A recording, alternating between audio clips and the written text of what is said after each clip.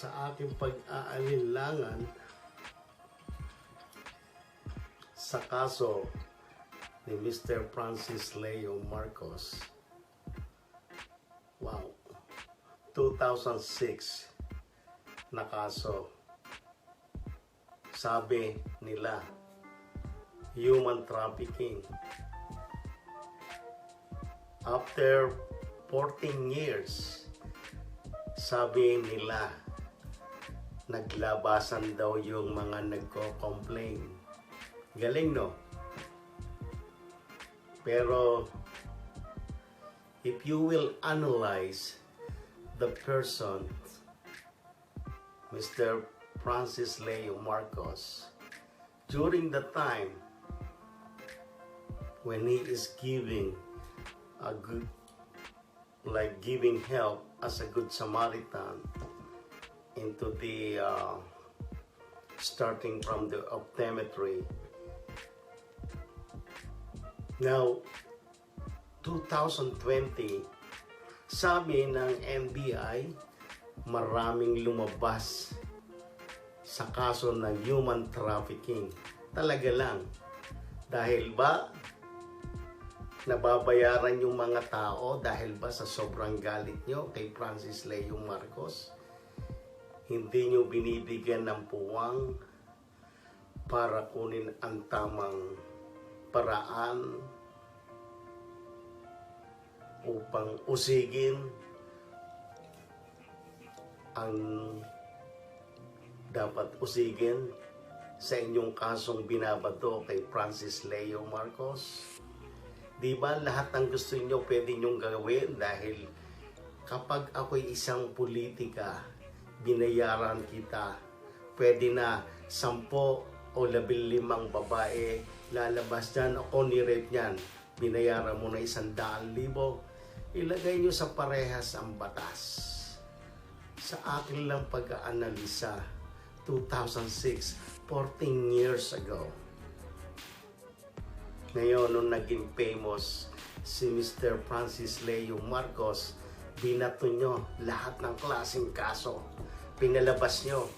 Kaya kung gusto nyo talagang ipitin yung tao, meron kayong paraan.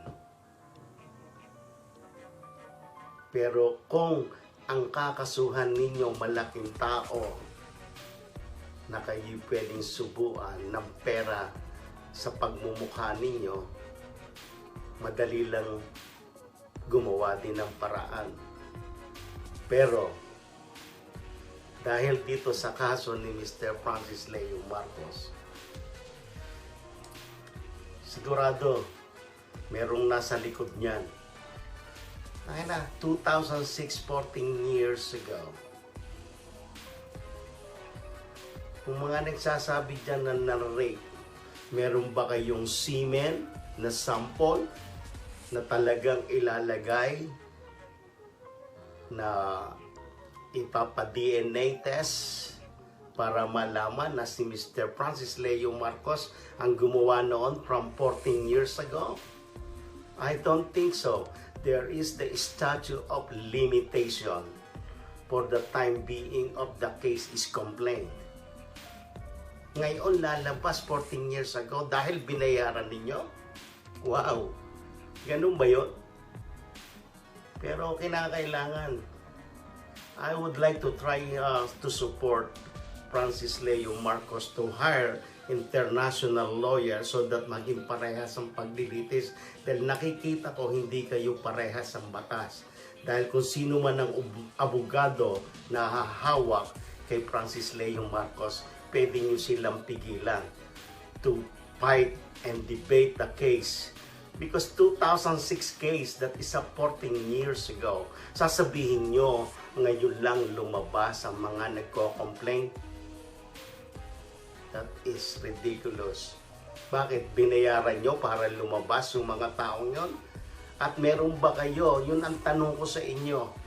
Which is the one of the rape case.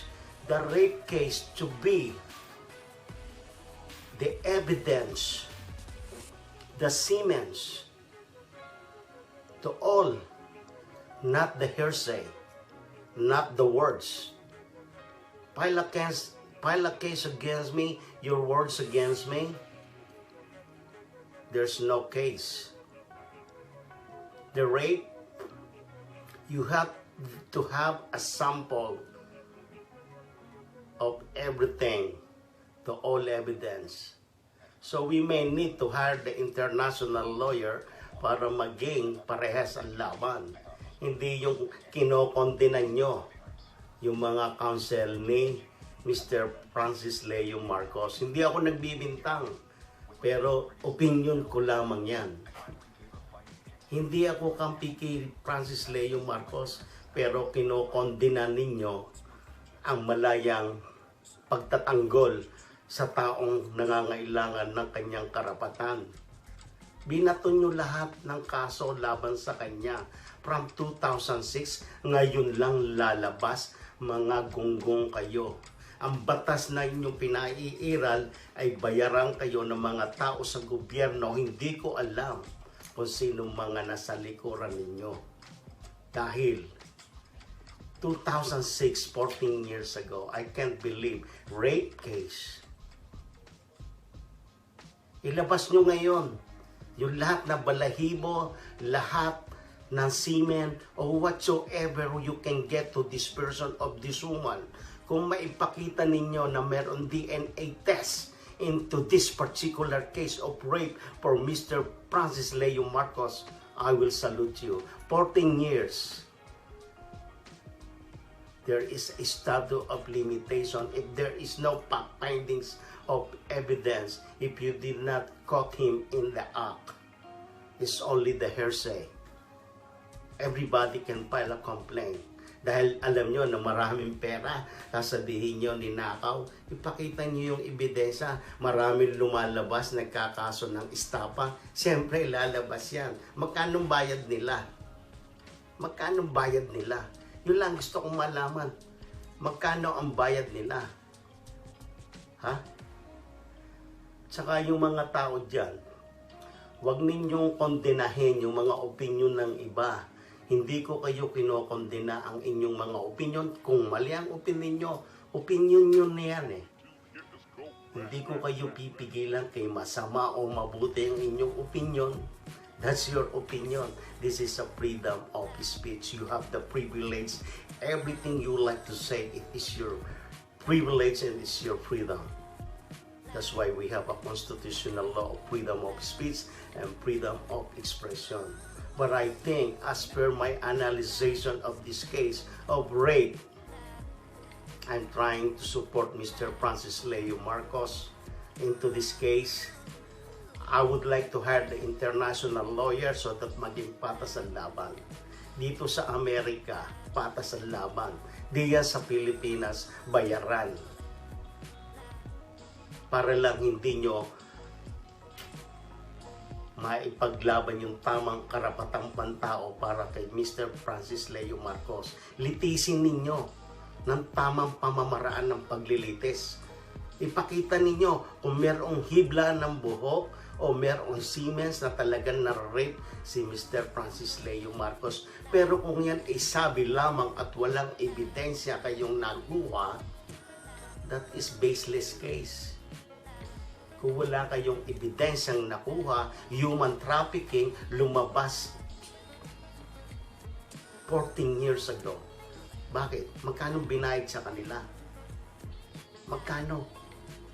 Binayaran ba yung mga babaeng lumabas? Totoo ba yun? Tawagan ninyo yung Cyprus. Tingnan nyo lahat ng mga to gather all the evidence from their flight going to and came from, and who is the employer who went, and make it sure if Mr. Francis Leo Marcos has the recruitment agency during that time. Pakita ninyo rin. Ngayon, nag-umpisa kayo magsalita sa himpapawid publicly. You already violated the law of the private information of Mr. Francis Leo Marcos. That is against the law. That is, you violated the law. You are in the government sector. Pero ngayon, binato nyo sa lahat ng lahat ng ng kaso because social class, cybercrime. I am with that. Cybercrime is like without any permission, showing the house there into their neighborhood. That is a misdemeanor.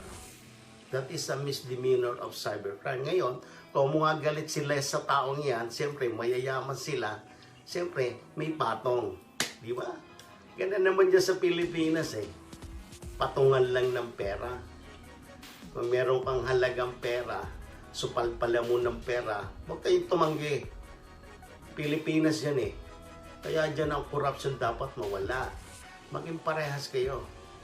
Siyempre, ang mahirap pwede mag-hire ng abogado from the public defender. Pero pagka yung public defender, oy, padrino, pakulong natin yan, masamang tao yan. Pero walang nagawa ng mali yan. Kaya maraming napupunta sa death sentence eh.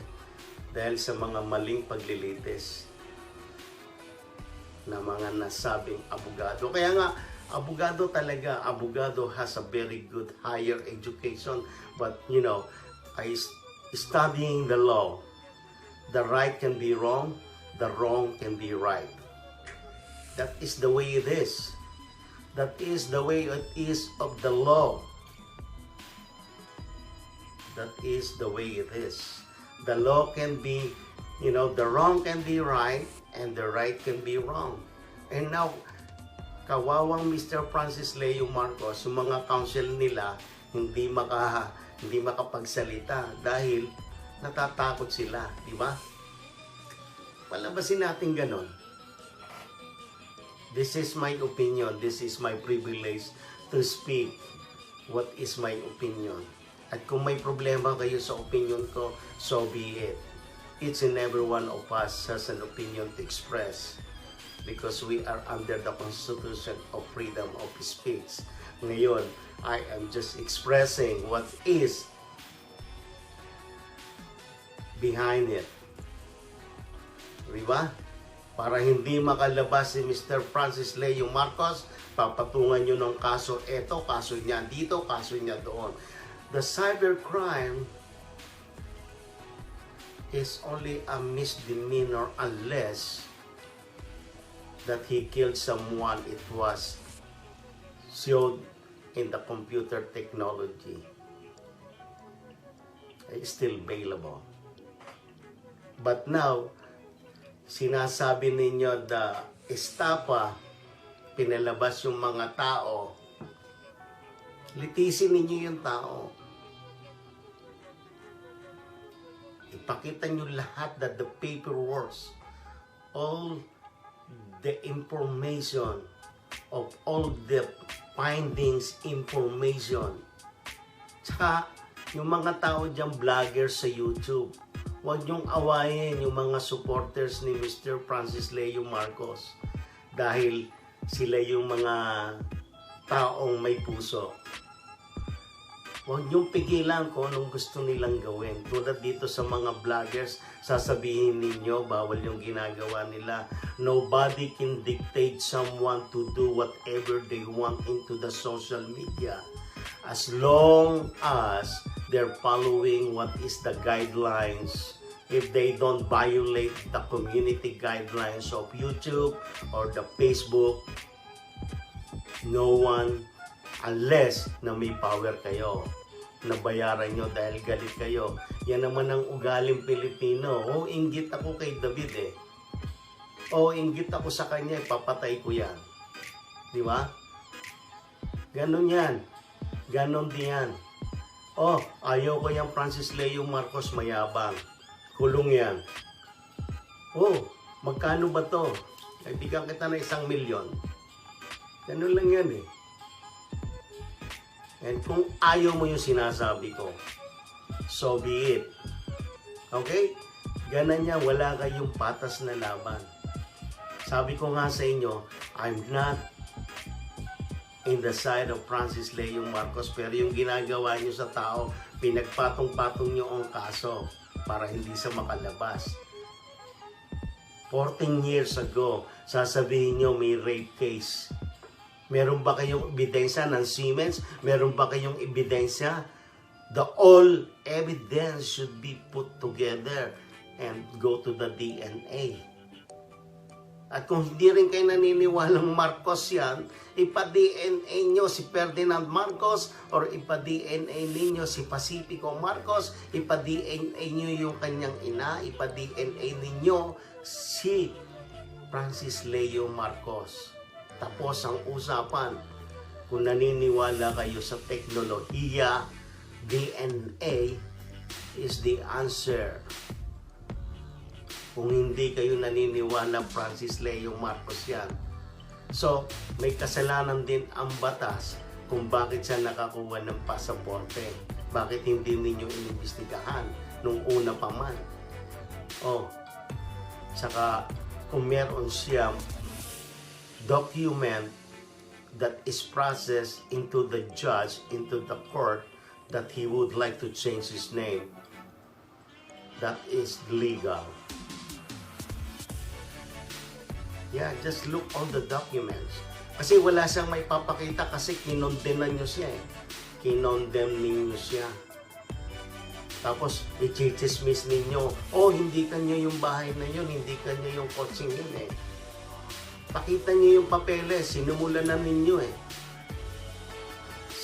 Sinimulan na ninyong i-chismis. Bakit hindi ninyo i-chismis na ang bait ni Mr. Francis Leo Marcos, ang daming natulungan, nabigyan ng salmin? Ayun na i-chismis ninyo. Ay chinichismis ninyo, puro kasamaan ng tao. Dahil galit kayo sa kanya. Dahil mas mayabang siya kaysa sa inyo. Kung hindi nyo kaya yung kanyang kayabangan, tumahimik na lang kayo. Mas gusto ko pa yung taong mayabang na nakakatulong kaysa mga taong bayaran. Di ba? Mas gugustuhin ko pa yung taong tumutulong kaysa taong bayaran. Siyempre. Di ba? Wala akong binibintangan sa inyo. Opinion ko lang yan. Wala akong binibintangan kung kayo'y nabayaran. Pero ang sistema ng ating batas, pwedeng baguhin. Ang tama pwedeng maging mali, ang mali pwedeng maging tama, pero para sa akin, gusto ko yung tama ay tama. 14 years ago, sasabihin ninyo merong rape case, hearsay, hearsay, hearsay, hearsay, hearsay. No evidence, no evidence, no evidence. Pakita ninyo yung ebidensya. Idaan nyo sa proseso, sa paglilitis. Kung hindi mo nilitis ang isang nasasakdal, hindi pa siya isang nasasakdal na kriminal. Tagalog po yan.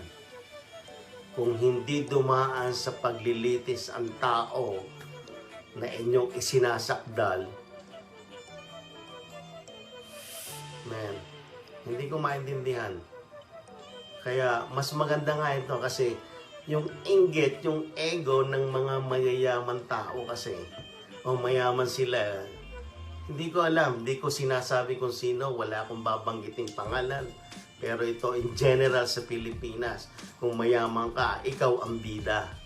Pero ginawa lang naman ni Mr. Francis Leo Marcos, tumulong, hinamong niya ang mga mayayaman. Okay, mali yun. So be it. There is always a warning. Warning, warning, warning. If that is the offense, is a misdemeanor offense. Ayan. Kaya nga uulitin ko uli. Ang kaso bumibigat dahil nakokondena ang karapatan ng nasasakdal. Huwag niyong ikondena yung karapatan ng nasasakdal. Kaya ako, ang puso ko na kay Mr. Francis Leo Marcos, tawagin niyo na akong gago, tawagin na niya akong idiot, tawagin niyo ako stupido, pero ibabalik ko sa inyo yan.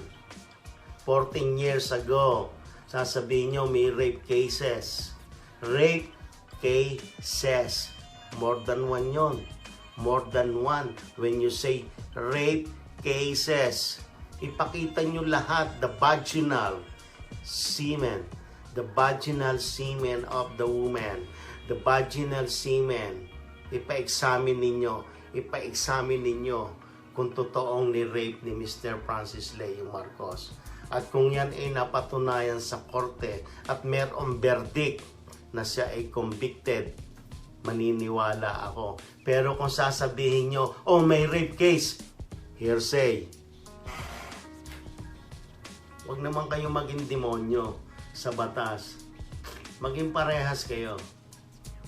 Aminin nyo sino nasa likod ninyo. Maging patas kayo. Kung mo ba naubos na ni Mr. Francis Leo Marcos yung pera niya sa pamimigay, sa mahihirap, sasabihin nyo galing sa pagnanakaw, meron ba kayong ebidensya? Yun na nga sinasabi ko. Before you say anything, may ebidensya ka muna dapat. Mga punyemas kayo. Sabi ko sa inyo, batas na babayaran yan. Hindi parehas. Batas na babayaran. What kind of judiciary system? Shame on you. Wala akong binabanggit na pangalan. Pero sasabihin ko sa inyo, something going on into the case of Mr. Francis Leo Marcos. 14 years ago, marami daw lumabas. Daw.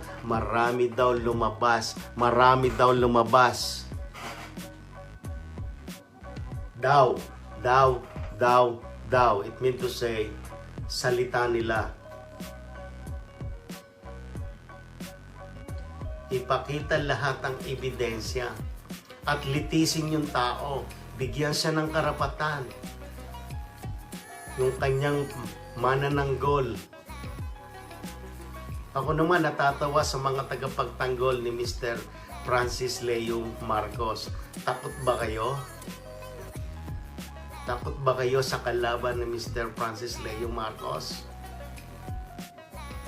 I would like to hire the international lawyer so that maging patas ang laban. Kahit isang kriminal may karapatan, pero hindi ko sa pwedeng tawaging kriminal dahil there is no verdict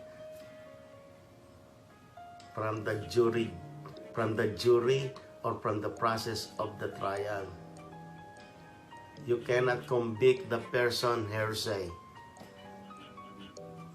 Please, kung gusto ninyo akong ikulong nyo, ilabas yun si Mr. Francis Leo Marcos para maipaglaban niya ang kanyang sarili sa kanyang hinaharap na kasong sinasabi ninyo.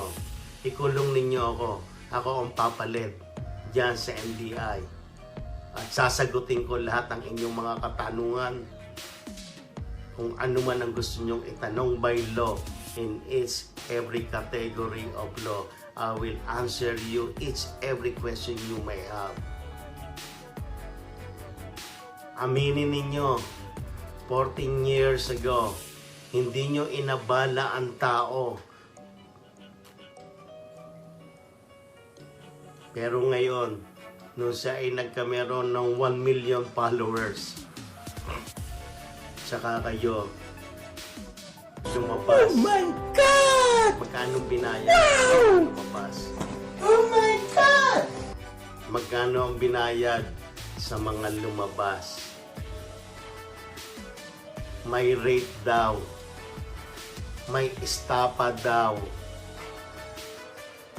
Magkano bayad nila? Tsaka yung mga tao dyan, lalo ka na Mr.